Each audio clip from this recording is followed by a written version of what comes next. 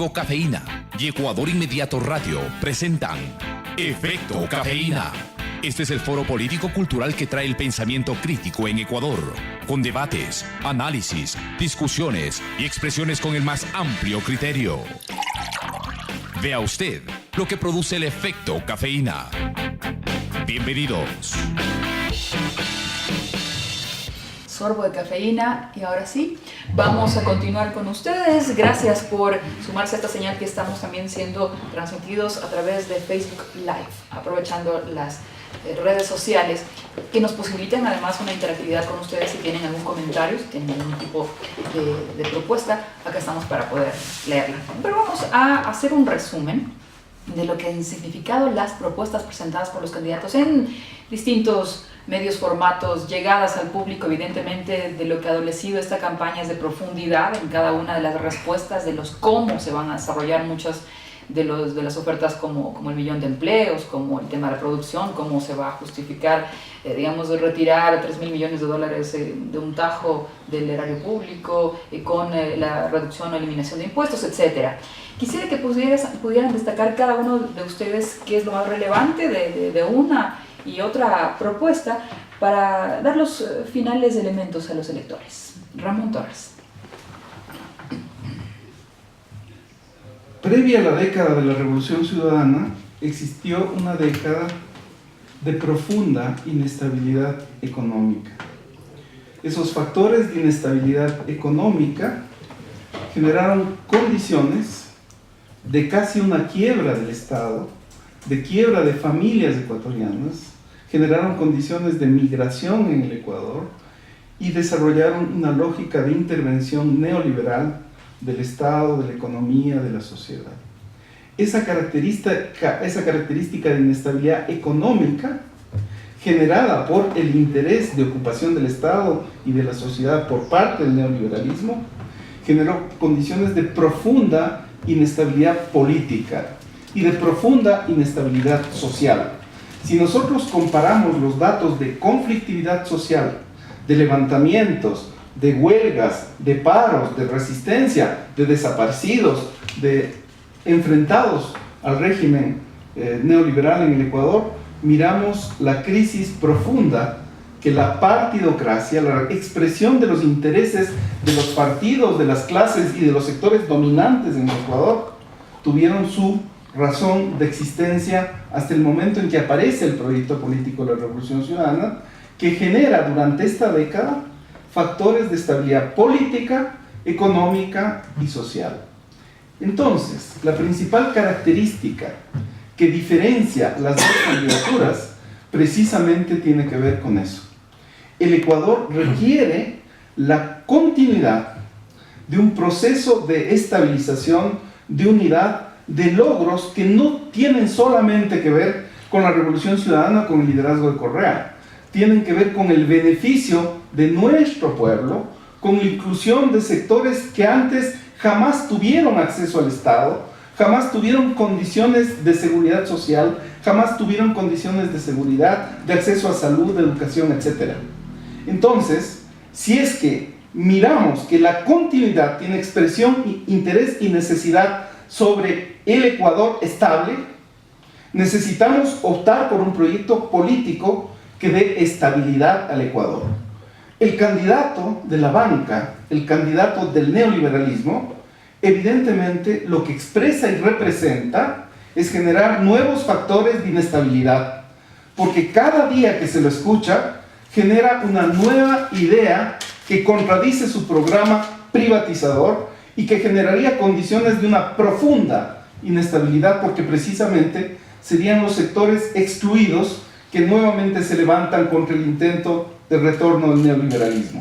Y frente a eso, el cambio que supone un liderazgo integrador, un liderazgo en diálogo, un liderazgo que no confronta, sino que enfrenta intereses en relación con el diálogo, y tenemos un liderazgo firme de Lenín Moreno, que evidentemente no va a hacer concesiones respecto de los principios y los logros de la Revolución Ciudadana, sino va a expresar un momento de transición en la historia política ecuatoriana, y precisamente por eso en Lenin tenemos la expresión de una nueva forma de liderazgo y de una nueva forma de representación política. Gracias, Ramón. Adrián. En el plano económico, encuentro que las dos propuestas de país son propuestas que sostienen de una u otra manera la economía de mercado, ¿sí? Sociología en la década de los 80 y 70, habíamos dicho, el capitalismo, y creo que la diferencia está en el papel que se le da al Estado. En el caso de Guillermo Lasso, se trata de reducir el papel del Estado, se trata de dejar la iniciativa a los actores económicos en una sociedad asimétrica como la ecuatoriana. Los actores económicos que son propietarios de más cosas tendrían más poder, mientras que en la propuesta de Lenín Moreno se estaría apostando por sostener al Estado, sobre todo en sus capacidades regulatorias, más un Estado regulador que un Estado propietario. Esto es lo que hemos visto al menos en los últimos 2 años, por ejemplo, del presidente Correa. ¿Para qué? ¿Con qué objeto una propuesta? Pues la visión liberal tradicional, la propuesta liberal supone o tiene por objetivo el crecimiento económico. Esto no se alcanzó en los años 90 ni a principios de los años 2000, cuando el neoliberalismo se produjo en América Latina, no se creció ni siquiera en términos económicos. Pero digamos, ese es como el objetivo. Mientras que el otro objetivo tiene que ver con la distribución o la redistribución de la riqueza y la promoción de los sectores menos favorecidos de la población.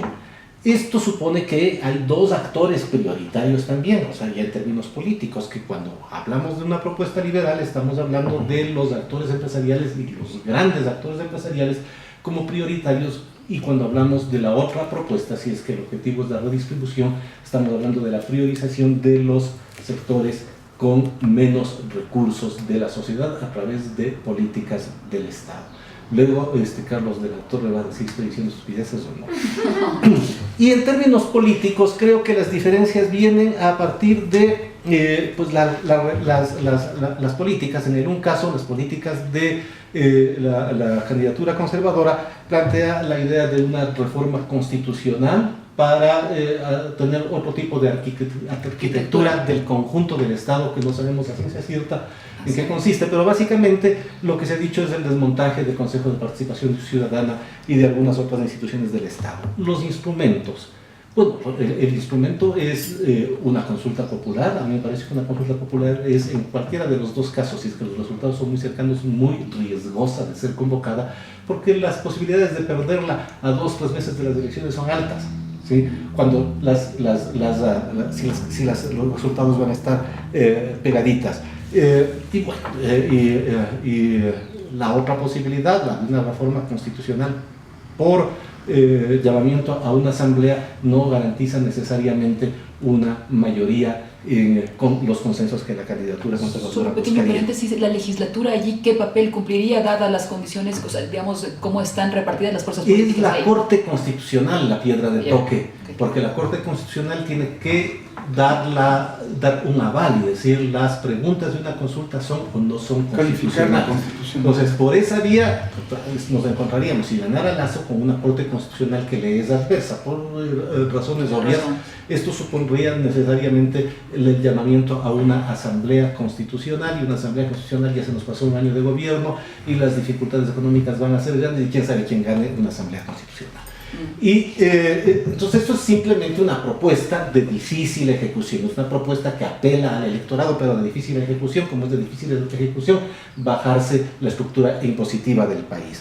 Y por el otro lado, lo que yo encuentro en la campaña de Lenín Moreno, en lo político particularmente, es la necesidad de reintroducir a la sociedad en los procesos de toma de decisiones. ¿Sí? Ahí sí hay, en algunos de los documentos, un balance crítico, sobre todo del último periodo de la Revolución Ciudadana, y una conclusión que es: volvamos a la sociedad, regresemos a la sociedad, volvamos a incorporar a la sociedad en el proceso de toma de decisiones, lo cual me parecería francamente saludable. Y pues sí, la manutención del orden constitucional tal y como se encuentra en estos momentos. Tal vez donde es más fácil incluso discernir las diferencias es en lo que tiene que ver con política exterior, ¿no?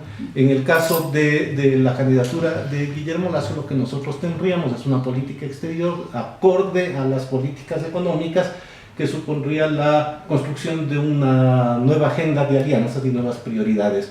La incorporación del Ecuador eventualmente a la Alianza del Pacífico, no sé si eso vaya a ser posible, porque incorporarse a la Alianza del Pacífico supone acuerdos de libre comercio con todos sus miembros, y eso puede ser un poco parsimonioso de negociar. Y por otro lado necesita pues una política de alianzas que volvería a mantener un acercamiento del Ecuador a los Estados Unidos. Por el lado de Lenín Moreno probablemente nos encontremos con la continuidad de una política de corte antihegemónico que se expresa en distintos organismos internacionales y en la forma como el Ecuador ve la realidad local. Pero manteniendo temas como el tratado con la Unión Europea y... Bueno, el tratado con la Unión Europea ya está oleado y sacramentado, y los aficionados al whisky lo pueden comprar por menos precio dentro de algunas semanas. Bueno, ya con precisión creo que hay 4 temas fundamentales de las candidaturas, que podría ser educación, salud, la ley de comunicación y la institucionalidad.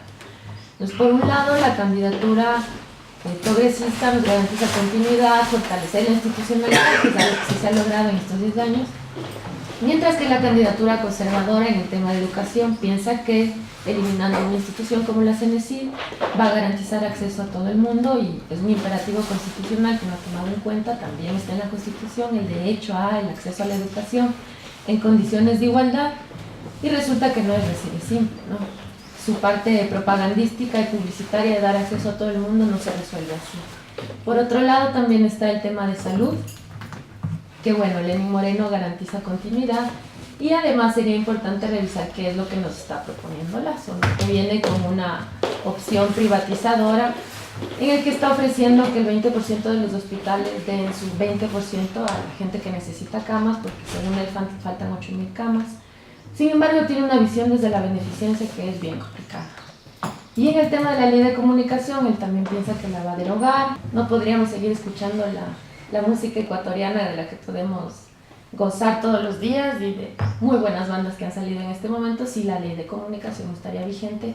Claro que necesita claras reformas, pero no va por la vía que nos ofrece el candidato Lasso, de derogarla así como así. Y finalmente el tema de la institucionalidad, ¿no? No es tan simple decir que vamos a cerrar esta o este ministerio o esta secretaría, sino pensar qué derechos se está garantizando a través de esa estructura. ¿Te parece entonces que desmontar todo lo implementado hasta el momento por este gobierno es una garantía en un gobierno eventual de Guillermo Lasso?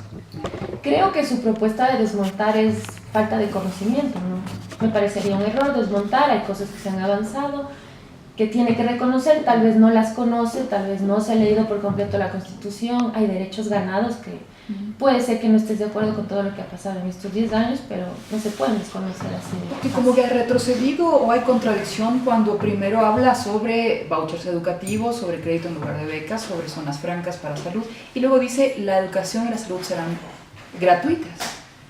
¿Qué creemos de esto? Realmente es un discurso que se acerca mucho por un lado al consenso de Washington, de privatizar muchas cosas, y por otro lado está la guerra de memes, del Juego de Tronos, de los memes, que parece que ven alguna cosa y dicen yo también de gratis, yo también, pero no hay una reflexión de cómo se va a instalar eso en la estructura, por ejemplo en la educación. Él se acerca mucho a la propuesta chilena de endeúdate y vas a ser profesional. Y recordemos nosotros que en el 2000-2001 a los estudiantes que teníamos un crédito del IES nos aplicaban un juicio de coactivas y los estudiantes íbamos a la cárcel. Ahora no es así, ahora hay un acceso muy diferenciado en otras condiciones. Era muy complicado antes conseguir un cupo, ¿no? Pero bueno, parece que a sus asesores de campaña se les olvida el cómo de las personas que accedíamos a uno u otro servicio ahora realmente se ha transformado. Muy bien, un poco en atención a la preocupación de Adrián respecto a su intervención en temas económicos, lo dijo muy bien. Perfecto. Y frente a eso, yo creo que es importante ir un poquito más allá, no solo en el cómo, sino en los porqués. Yeah. Si nosotros miramos una candidatura, la de Lenín Moreno, claramente procura dar continuidad con los ajustes necesarios a un modelo que nos ha dado, ¿qué? Una reducción significativa de la pobreza. Ha construido infraestructura productiva, pero en una escala nunca antes vista en la historia del Ecuador y comparativamente con otros países de la región, en un estándar muy alto. Se han generado miles de becas para ecuatorianos en universidades en el exterior, se ha reformado al sistema universitario en el país, y así puedo seguir enumerando muchos beneficios de carácter social. Entonces, ya tenemos resultados, estamos mirando qué es lo que nos puede dar este modelo. Y tenemos el otro esquema, la otra propuesta, que se enmarca dentro de un modelo que nos dio una securitización de la deuda externa, es decir, todos los ecuatorianos terminamos pagando una deuda externa que contrataron empresas y bancos privados, nos llevó a la mayor crisis económica y financiera de la historia, nos congelaron los depósitos, al punto que con esa crisis tuvimos que abandonar la moneda nacional, es decir, teniendo ya evidencias clarísimas de los resultados que da el uno y el otro modelo, ¿por qué se vuelve a plantear un modelo que es volver a ese pasado horrendo en materia económica para el Ecuador? Ahí tenemos que entender que no estamos aquí solo los ecuatorianos discutiendo modelos para el desarrollo del Ecuador. El Ecuador es una economía, es un país que está integrado al resto del mundo, tiene relaciones muy fuertes políticas y económicas, y estos intereses trascienden las fronteras nacionales. Entonces, el modelo neoliberal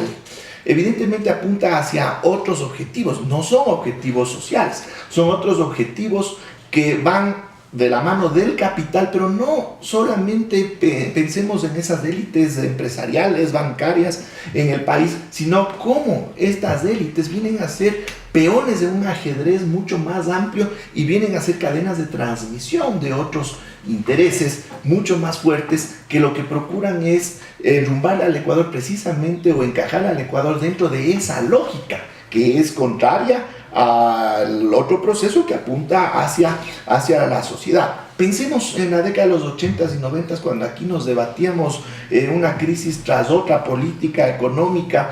¿Qué es lo que sucedía a nivel mundial? ¿Qué pasaba con las grandes empresas transnacionales? Ya en un mundo donde las fronteras nacionales cada vez se iban diluyendo, y pasaban más bien a ser las grandes empresas, las grandes transnacionales, las que estaban copando los espacios de la economía mundial, que son las que en definitiva nos han impulsado a la lógica de los tratados de libre comercio, etc.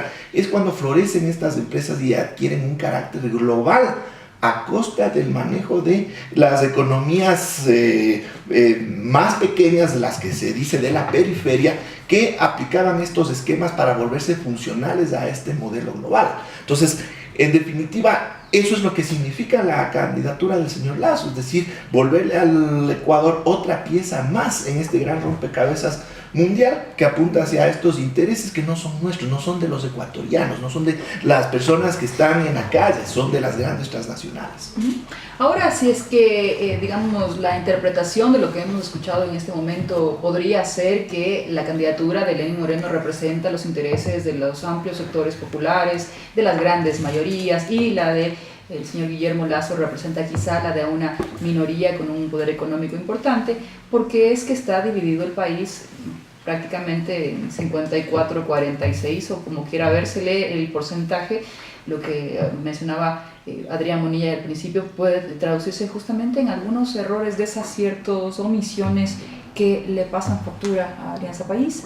No quisiera concentrar en eso, evidentemente, esta pregunta para el cierre del segundo bloque, pero sí que pudiésemos atender también a esa inquietud de por qué se ha perdido también este importante apoyo. En estos 10 años hemos construido un Estado democrático de derechos. La reforma, democratización y transformación del Estado constituye uno de los hitos fundamentales en relación con la forma de organización del Estado en América Latina. El modelo de gestión público, ampliar la cantidad y la calidad del Estado, constituye un logro de fundamental importancia en la historia política contemporánea ecuatoriana y regional latinoamericana. Ese logro siempre fue pensado en relación con la sociedad, y es evidente que Estado y sociedad en el Ecuador han sufrido procesos de transformación importantes, que quedan límites profundos respecto de la reforma, la calidad y la gestión del Estado. Sin duda que hay que fortalecer la sociedad en relación con el Estado, sin lugar a dudas, por supuesto, que hay que pensar la economía desde la sociedad, Carlos, para aproximarnos a una economía social. Es uno de los límites profundos que hemos tenido en esta década. Pero pasar del retorno del Estado a un Estado empresarial, como decía la Emi, a un Estado que no ve ciudadanos, que ve consumidores, que nos ve como sujetos de crédito, que busca bancarizar el Ecuador, que constituye su equipo de gobierno y su lógica de gestión y de pensar el Estado a partir de una noción de manejo empresarial.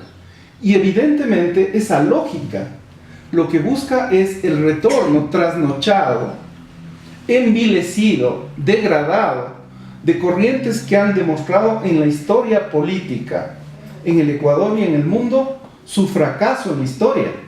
Y es evidente que las recetas que propone el candidato de la oligarquía, el candidato de la banca, el candidato a la especulación financiera, el candidato a los paraísos fiscales, es el retorno a ese Estado empresarial que representa los intereses empresariales, que representa los intereses de unos pocos y no la totalidad de lo que significa el Ecuador de todos. Porque es evidente, y con esto termino, que en la Revolución Ciudadana, María Isabel, queridos colegas cafeinómanos, la opción preferencial por los más pobres ha sido la evidencia plena de una visión integral de la sociedad. Pero no es que el gobierno de la Revolución Ciudadana solo ha representado a los más pobres. Ha habido representación de los intereses empresariales, de los intereses comunitarios, y han establecido posibilidades no solo de regulación, Adrián, sino de planificación y control, para que exista un Estado cuya representación tenga que ver con el interés público, no solamente con la parte, sino con el todo. Allí yo creo que existe una diferencia profunda respecto de la concepción entre los dos candidatos. Lo que tenemos también es una cantidad muy importante de diferencias ya en políticas públicas.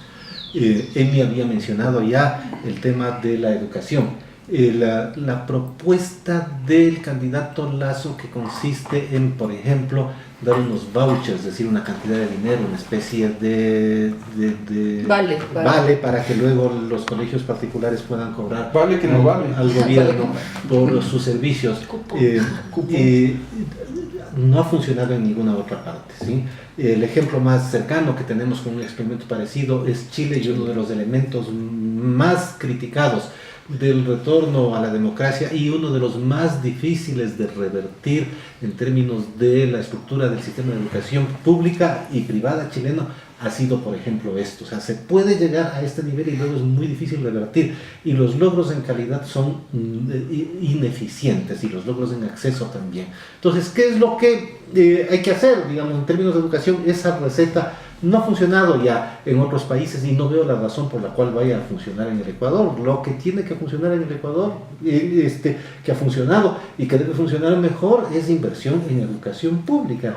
Nunca es suficiente aquello que se invierte en educación. No solamente porque, bueno, la gente se entera de cosas, sino porque la educación es probablemente uno de los instrumentos más eficaces, ese sí, para reducción de la pobreza. Ahí hay pruebas gigantes. Caso de la educación privada, bueno, hay segmentos de la sociedad que tienen acceso a la educación privada. Esta educación privada es para esos segmentos de la educación. La educación pública que tiene que ser de igual o mejor calidad, es para los que no tienen la capacidad de pago.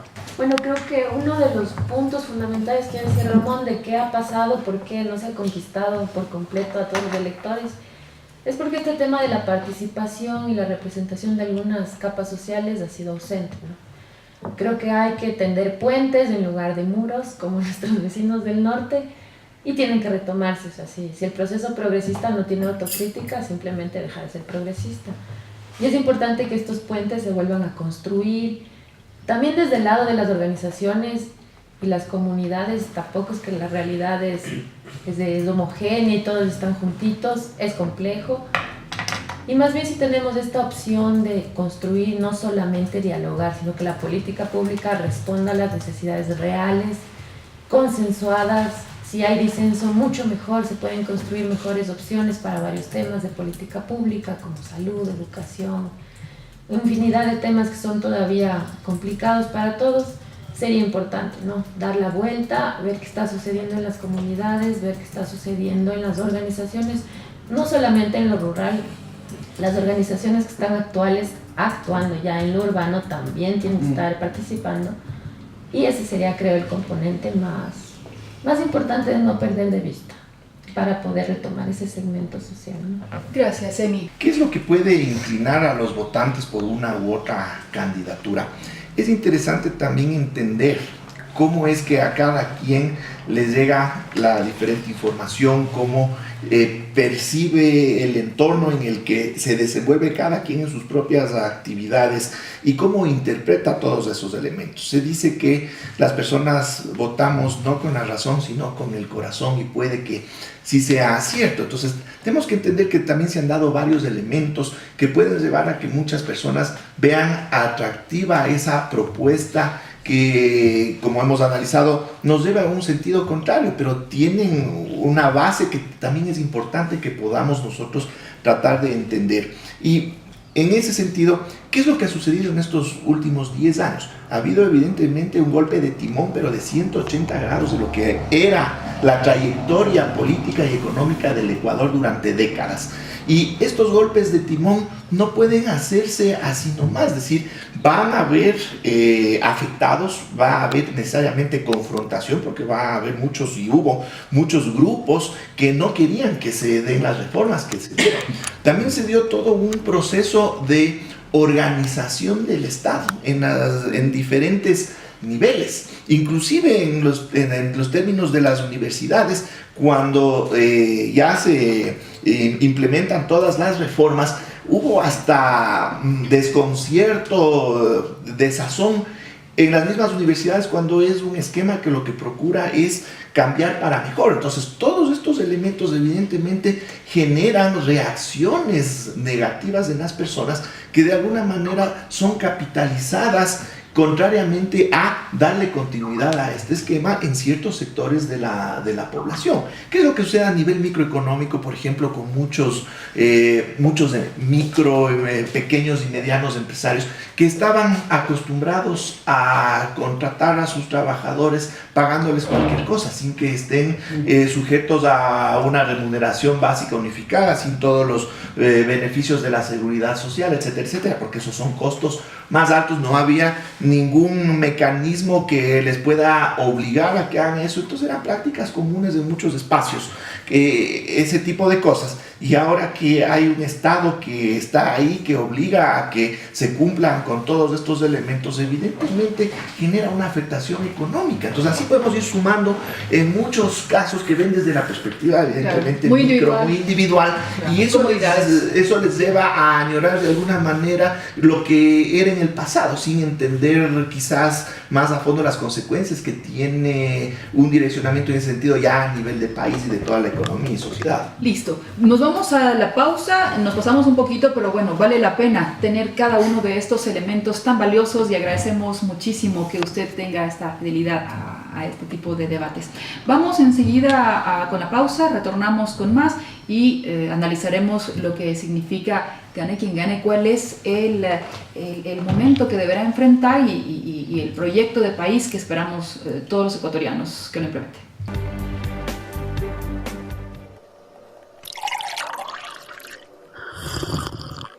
Ya volvemos con Efecto Cafeína.